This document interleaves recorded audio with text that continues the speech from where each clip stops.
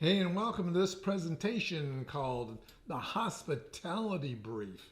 Learn to give the gift of life, which is to be known and loved, to feel connected, and to know where you fit in. Yes, and hospitality can do all those things. That's how powerful it is.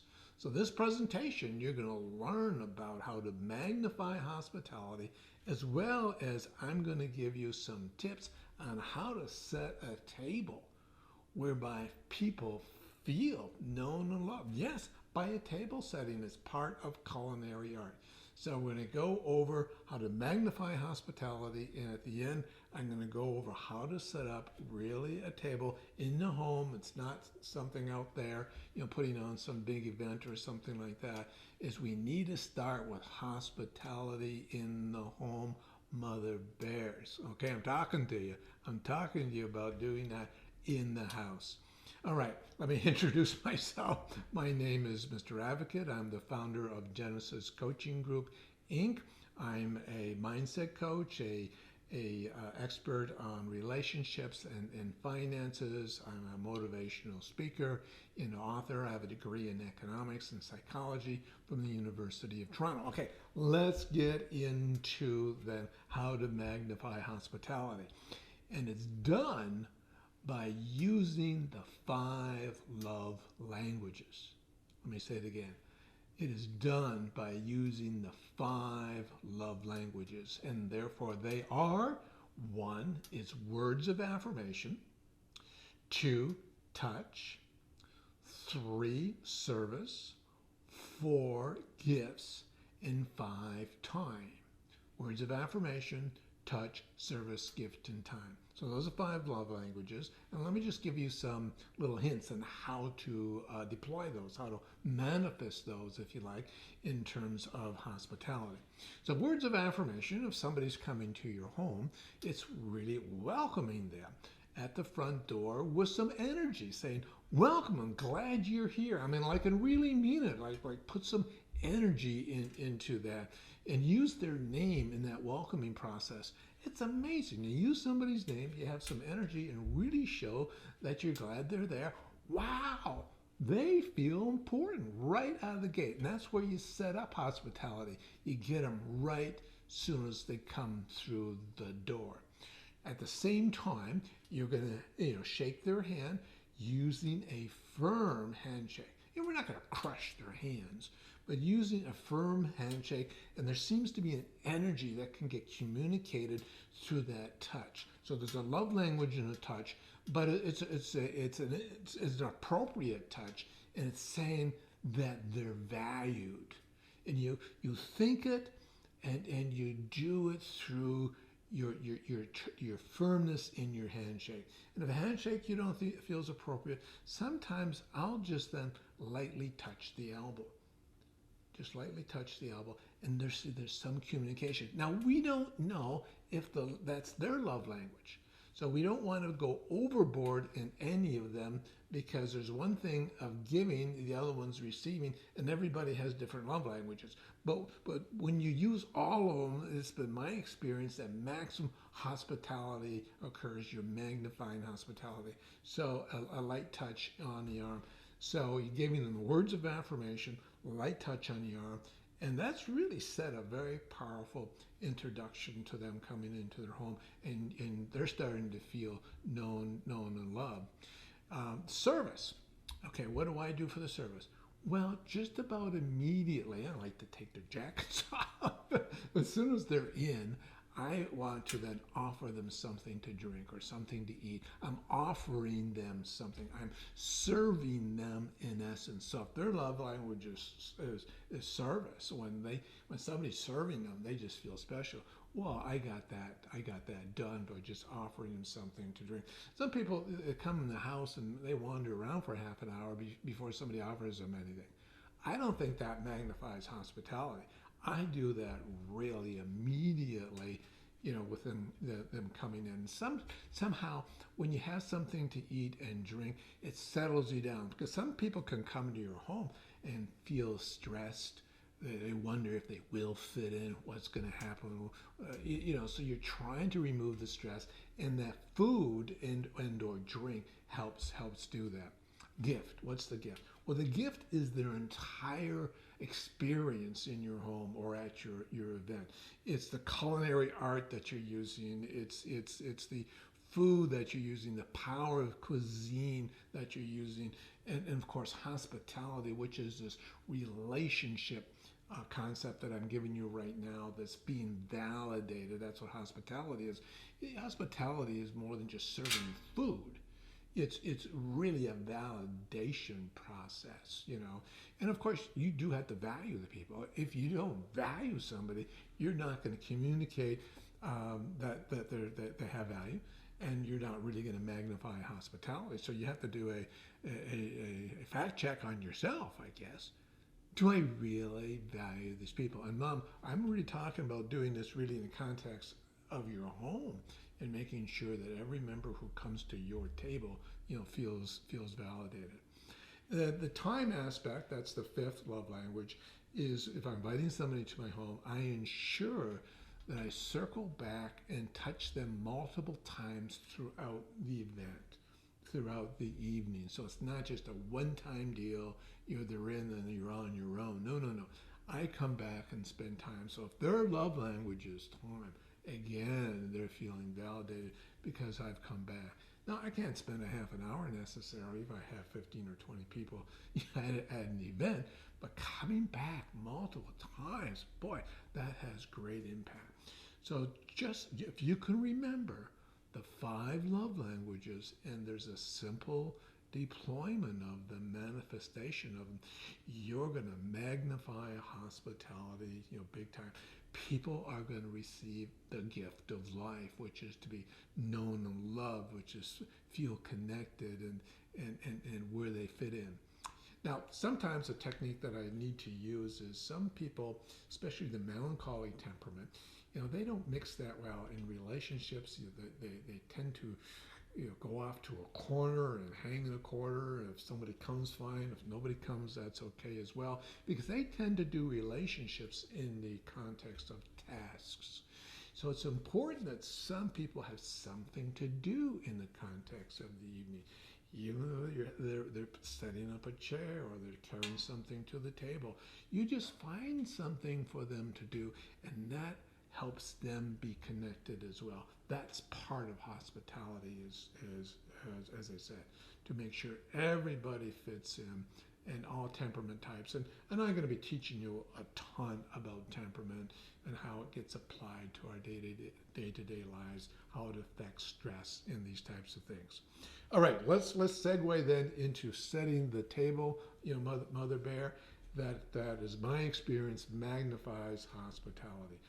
And it's one where shapes and colors and textures are coordinated. I know people relate to the eclectic interior design, but I haven't found that maximizes hospitality. It seems when there's stability and there's design, there's a greater sense of hospitality. So I'm going to just lay out a real simple design for you, Mother Bear, that you can look at, so that might be in your home. And so I have a glass table here. This happens to be the kitchen table. It's been with us for 30 years, believe it or not.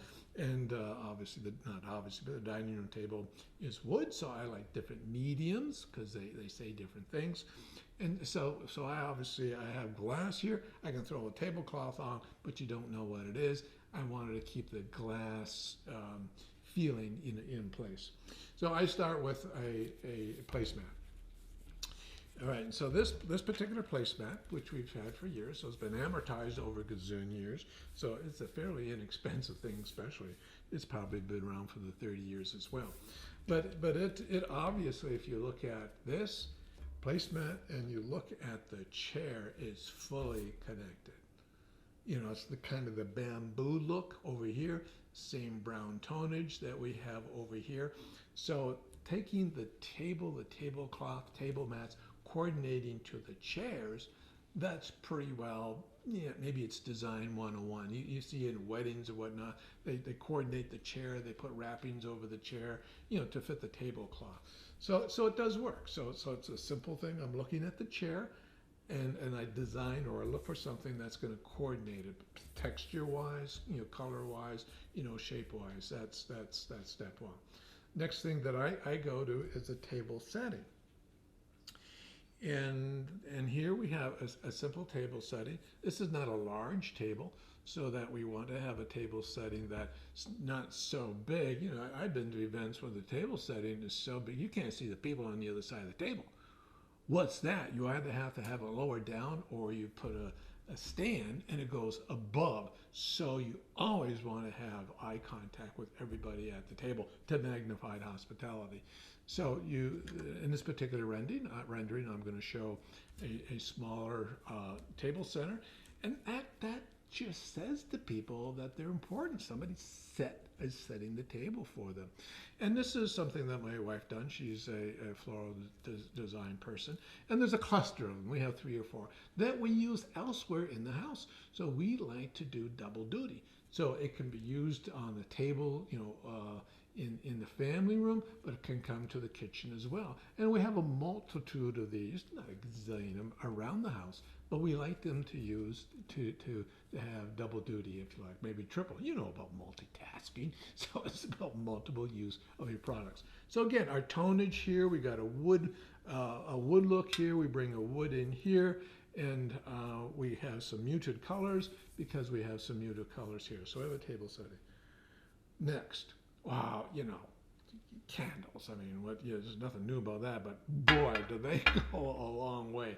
Candles. Again, did I color code it to my shirt? Yeah, I did. Okay, guilty as charged.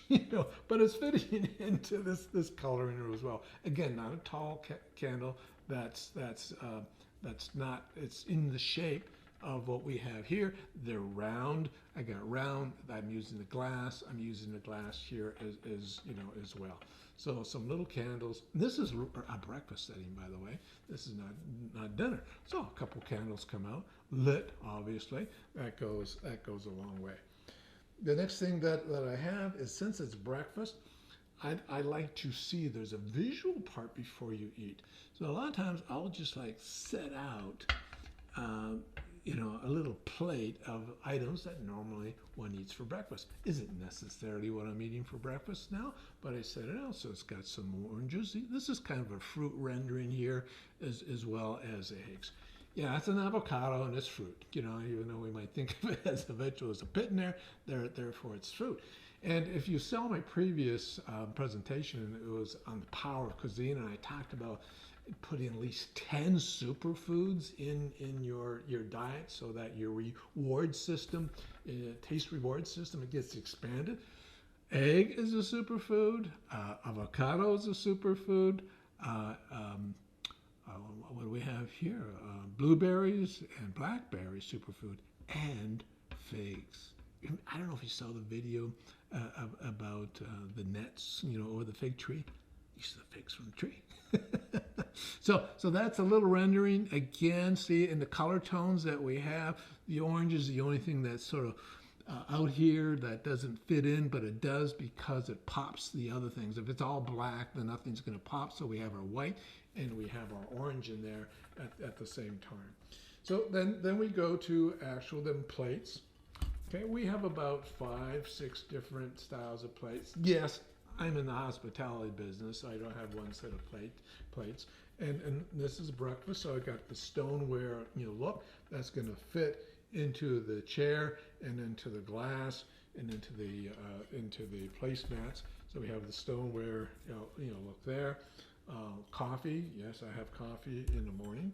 So I have my coffee mug also sitting with the coordinated approach. I got my salt for my eggs over there, and then my napkin, and it didn't take me that long, to fold the napkin just into some shape. It took me that long. Napkin down here, boom, boom, boom. Yes, I'm a little bit setting things up. Goes a long way for me. Fork over here, and then I've got my knife and my spoon on the other side. So you know what? I'm feeling pretty good. I'm feeling like, no, this looks good. There's a good visual here. I've got, again, my shapes, I got my color, I got my texturing in place. And if you set that, which didn't take too long, again, there's things around the house that you already have to put down on the table. It's going to say to somebody they have value. You know, if it's just thrown in front of somebody and slapped on a plate, there's something being communicated. Just like there's something being communicated here. And this is communicating that you're known and loved. This is communicating that we want you here. We want you connected. You fit in to this situation here. It is amazing how far it can go. So, Mother Bear, think hospitality. Think magnifying hospitality. Think the 5 love languages. Know your own love languages. Usually we have 1 or 2 in terms of how we express love, and usually 1 or 2 how we receive love. So there you go. Magnifying hospitality, the hospitality brief. I'm going to give you a ton more on it in terms of how to have people feel known and loved. All right, all this stuff goes in greater detail in a product called the Climb, which I've been telling you about, which is coming. And if you subscribe, I'll tell you when it's here so that you can jump in. Mother Bear, you and your cub should really sign up to this so that you both can rise to your top. Okay, thanks for listening to this video. We'll see you on the next one, and magnify your hospitality. Bye for now.